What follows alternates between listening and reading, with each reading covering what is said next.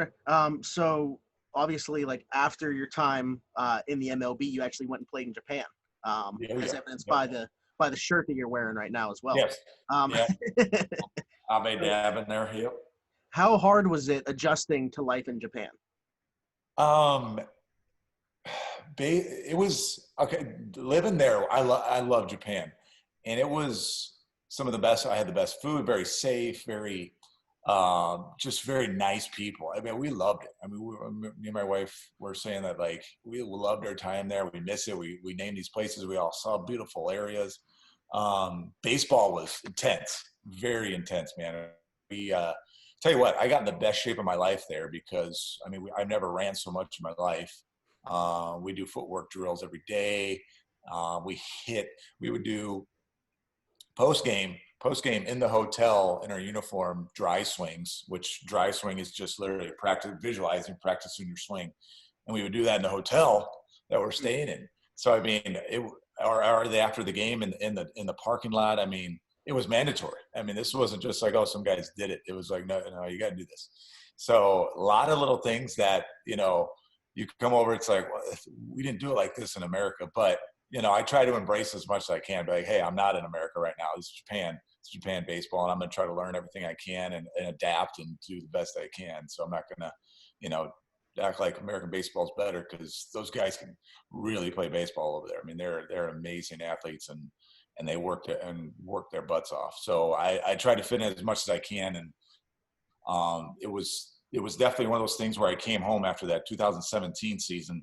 I ended up breaking my finger on a freak trying to rob a home run and bad practice thing.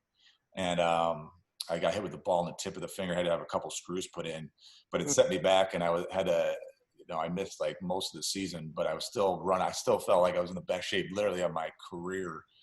And I tried to come back to the States and tried to come back to the Pirates actually, but they just had Dickerson. You got Dickerson, and the outfield was loaded first base, so there wasn't really a spot. So that was it. But Japan was great. I still talk to one of the outfielders I play with there, Chono.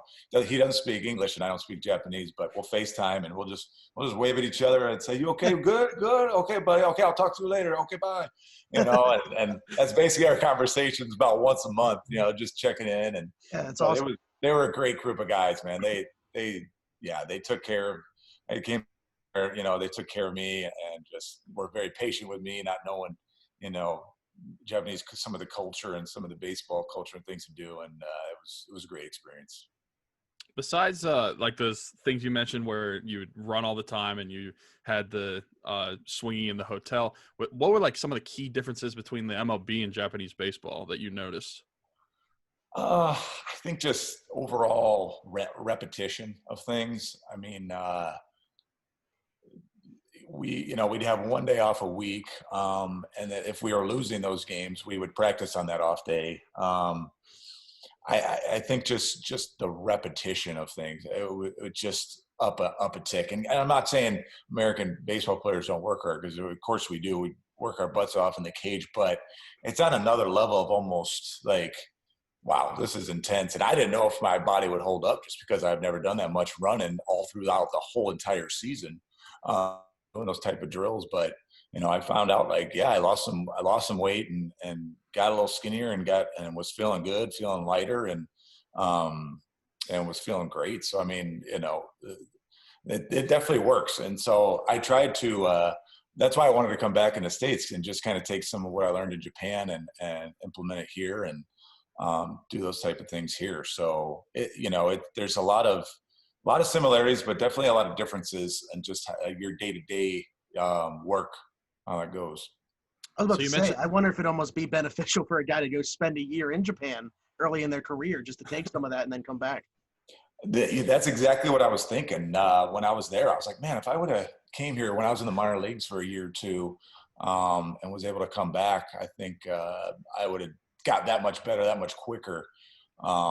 It's intense, and they really expected me to hit a lot of homers, and in Japan, every player has a song that the fans sing.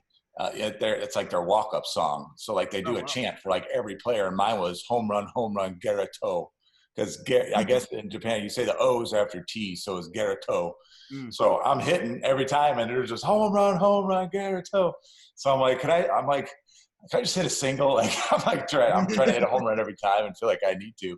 But those are the cool little things that Japan does differently. And playing in the Tokyo Dome, it was packed house every day, and the fans they're very intense as well, and it was a pleasure to play there. Now, what I was going to ask, this has nothing to do with baseball, but it has to do with Japan. So you mentioned that in Pittsburgh, Nakama was your favorite place. So how did you like the food in Japan? Loved it. Oh yeah, loved it. It's had some of the best fish. I mean, their sushi in Japan isn't like typically like a sushi roll in America. Literally it's more sashimi. You get the fresh fish, like real wasabi, and then rice, and that's like considered sushi. Like they don't put in the rolls with the cream cheese and all the good stuff here like they do here. Yeah. But the fish is so unbelievably fresh. You go to some of these good places. I mean, we went to this guy was a tuna. He was a sushi chef since he was like 20 years old. He was 75, still had his own store that he still was a sushi chef and was able to get like the fresh cut of tuna every day at the fish market, some of the best cuts. And it was like butter. I mean, it was something I've never had before. It was so good.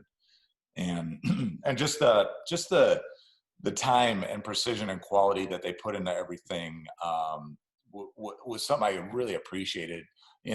Just down to how they prepare food and just all like it's even hard to explain. Just down to like just how they operate and watching how meticulous things they are on another level. It was something I really appreciated in work ethic.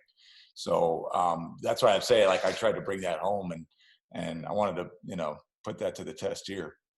Yeah, our friend in the YouTube chat, he's a chef himself. He just said he's jealous of you talking about that Japanese food.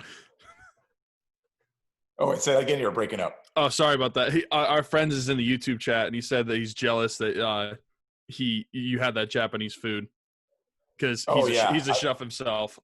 Awesome. Yeah, I tell people, I'm like, if you're going out there, get out to Japan. If you can get there, go to Japan, go to Tokyo, and try some new food in there because it's a beautiful place. It's a beautiful place. Right. Now, Okay. I wanted to relate something kind of since we're talking about Japan, and you just said your favorite stadium that you like besides PNC was Wrigley. So outside of stadium, what was your favorite city, including MLB and your time in Japan? Did you have a favorite city that you would go to? In Japan? Sorry, Japan. Keep breaking up just a little bit. Sorry about Japan or the United States, either one. Oh, just favorite city? Okay. Yeah. I there's so many good ones. I loved Colorado. Denver was great. San Diego's beautiful. But Tokyo, I mean, there's something special about Tokyo because there's so much crammed into, it's still a major city metropolis, but there's so much crammed into a small space and you walk down an alleyway and there's like, oh, there's a nice restaurant. There's a nice bar here. There's things like you don't even see them unless you go explore every little street and nook. And they really utilize space there as well. So Tokyo is definitely up there as far as cities to play in. But Chicago, I grew up in Chicago, just south side of Chicago. So, I really love downtown Chicago in the summertime. Not so much in the winter, but definitely summer. Okay.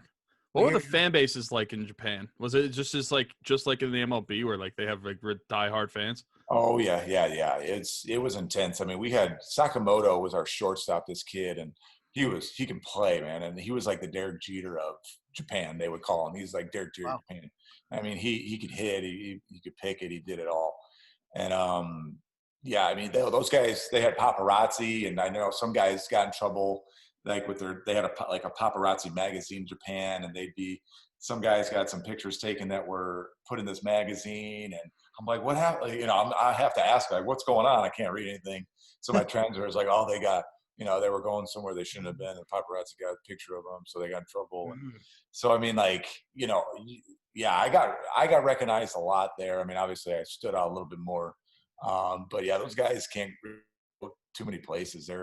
Baseball is like, I mean, movie star-esque celebrityism there. Right. Cool.